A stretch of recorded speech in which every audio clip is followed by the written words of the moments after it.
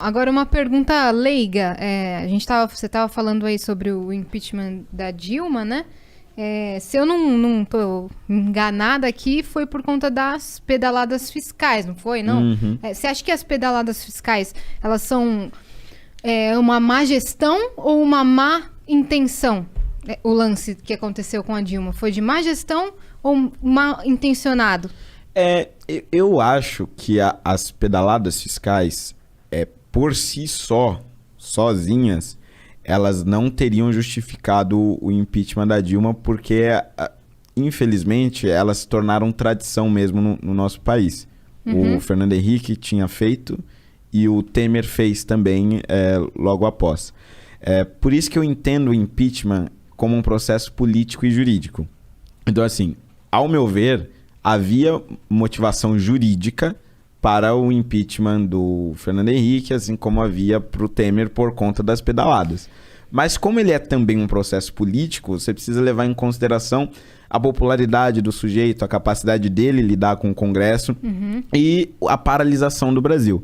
Então, acho que a Dilma, ela foi o exemplo do impeachment dela, eu acho que é muito perfeito por conta disso, porque foi a união de uma infinidade de elementos políticos que foram justificados em um elemento jurídico. É isso. Mas eu diria que ela foi empichada principalmente pelos elementos políticos relacionados à economia, à falta do combate à corrupção.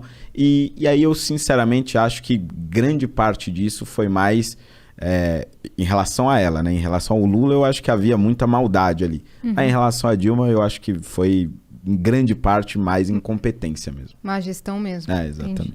Você, se eu não me engano, é o primeiro LGBT negro a ocupar esse cargo de vereador, não é? Exatamente. E você sente que você faz jus a essa representatividade? Olha, eu acho que depende de um ponto de vista. Porque, por exemplo, para grande parte dos LGBTs hoje, se você não faz parte de um movimento, se você não atua em torno do movimento LGBT, você não está ali lutando em favor da causa. E eu nunca atuei com nenhum movimento LGBT. Mas, por outro lado, eu acredito que o fato de eu ter sido eleito, realizar um trabalho, ser reconhecido por pelo menos uma parcela da sociedade, sendo LGBT, o que eu quero dizer é que o meu exemplo, de alguma forma, eu acredito que ajuda sim a combater o preconceito, ajuda a combater a homofobia e ajuda a tirar essa pecha de que a sua orientação sexual de alguma maneira influencia a sua carreira profissional. Então eu acredito que dessa forma sim eu estou contribuindo de alguma forma para a diminuição desse preconceito. Mas eu mesmo, né, eu diria que eu ainda estou num processo de descobrimento, porque, por exemplo, quando eu fui eleito em 2016, eu me declarava gay, tinha tido meu primeiro namorado na escola, etc., aquela coisa toda. Depois que eu fui eleito, depois depois do meu primeiro mandato, os 4 anos, eu me apaixonei pela minha melhor amiga e comecei a namorar uma menina. Então, assim, eu acho que eu também estou em um processo de descobrimento. Eu acho que isso também faz parte, de certa forma, de uma representação LGBT que diga o seguinte: olha, não importa o que eu faça na vida pessoal, eu posso ter um namorado ou uma namorada ou não estar com ninguém, etc. Ou os dois. Ou os dois. O que efetivamente importa é o que eu estou fazendo em prol, aqui no caso como vereador, da minha cidade.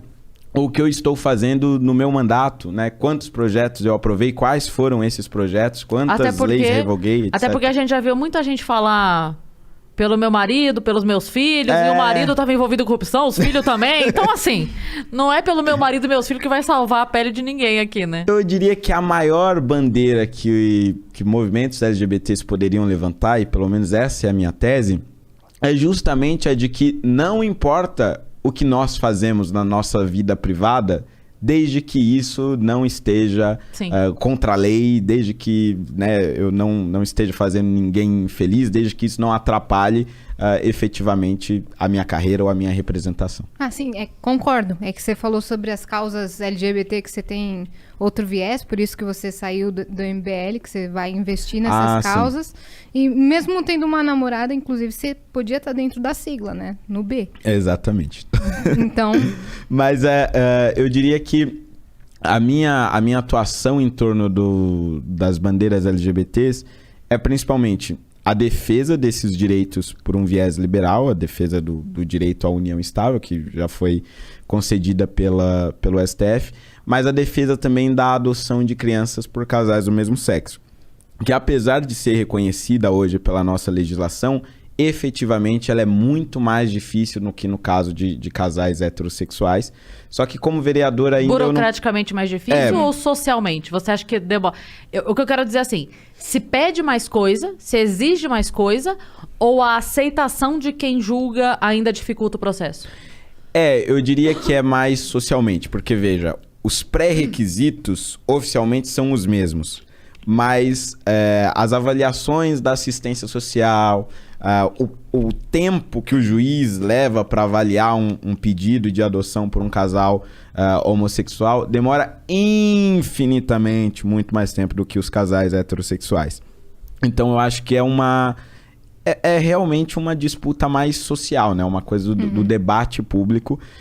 E eu percebi, né, nessa viagem que eu fiz para os Estados Unidos, que não é um problema só brasileiro. Nos Estados Unidos, que há muito mais tempo é permitida essa adoção, que há muito mais tempo reconhece essas uniões, em alguns estados é praticamente impossível você ser um casal homossexual e conseguir a adoção de uma criança. Então, é um desafio do Ocidente, eu diria, né?